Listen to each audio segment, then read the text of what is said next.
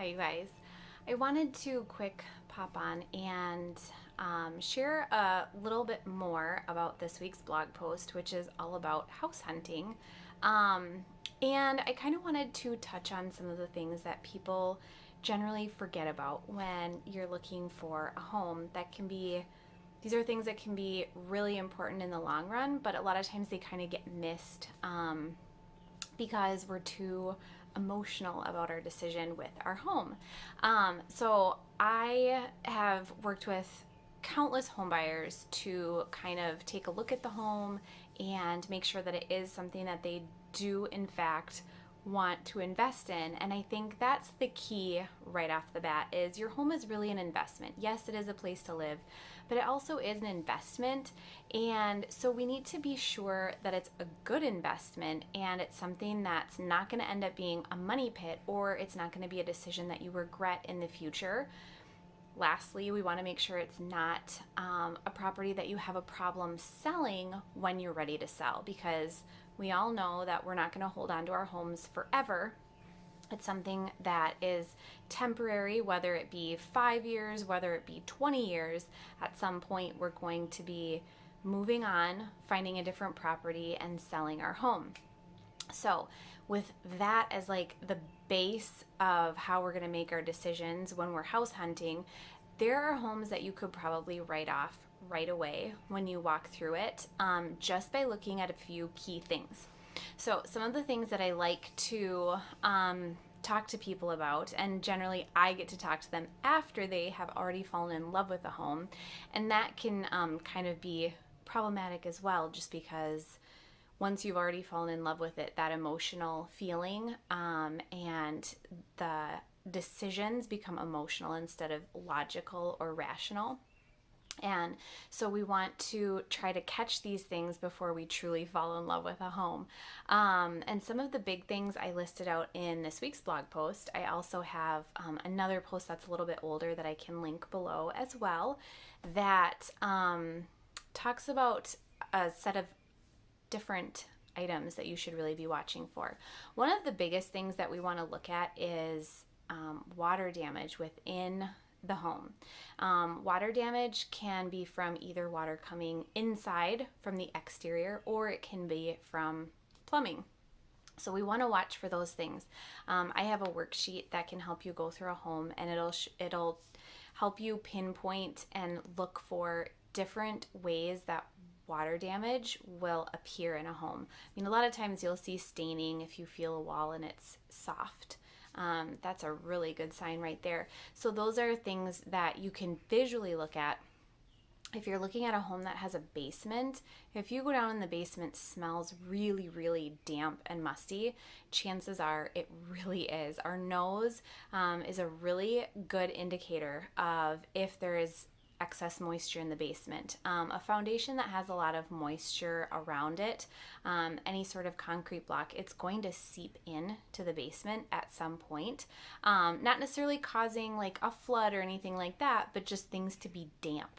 And so we really want to watch out for that. It can eventually cause problems with the foundation and the integrity of the foundation, as well as just making the basement atmosphere really humid, which is really hard on not only our bodies, but it's hard on our mechanical systems. Mold can take hold and start growing, and dust mites really like that humid environment. So keeping our basements dry is key. And if you walk into a home and the basement is overwhelmingly like humid feeling, chances are there is moisture somewhere coming in to the basement, depending on what type of home it is and where it's located. Sometimes you can even just throw in a dehumidifier, problem solved. Sometimes not though. So it's really important to keep an eye on that. So moisture is one of the biggest things when you're looking at a home, because we want to have a home that's drier. And if the home is just naturally humid, you're going to be kind of fighting that the whole time that you're living there. So some of the other things that I mentioned in this week's post, and some things I didn't mention, things like the quality of the finishes. If you're going to move into a home and you're okay with, gutting it, taking things out, repairing replacing things right away, that's totally fine, and you can do that. But a lot of us want to move into a home and we want to move in.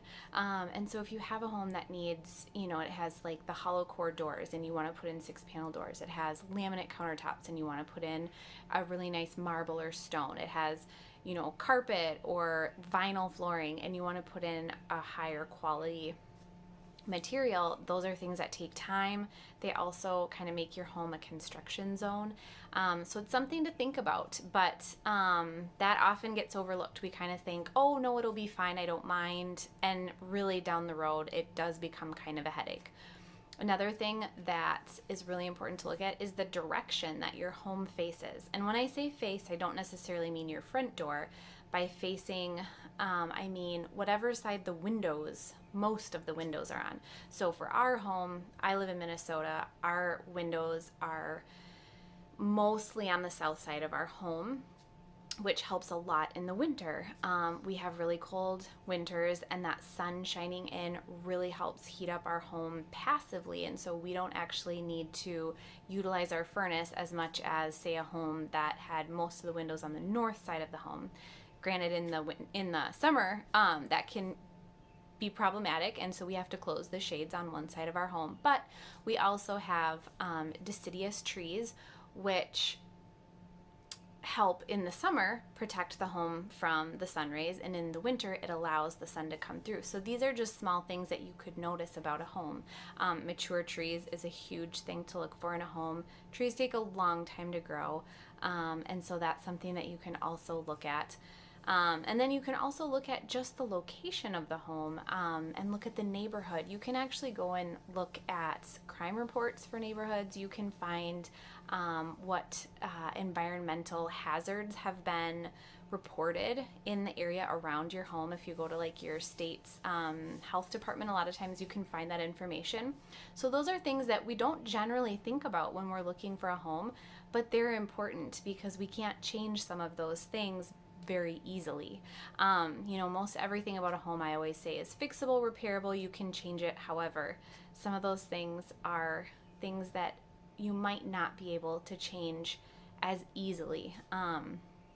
So it's something to think about. I would say moisture, location, and direction are your big things, and then looking at the finishes of the home, because that can be a headache to change. Things like windows, if you're going to want to upgrade to like a vinyl window or something, it can get expensive and it can just be a lot of work in the home. So look at those things when you're, if you're out and you're going to look at a home or you're considering buying a new home, those are things to keep in mind.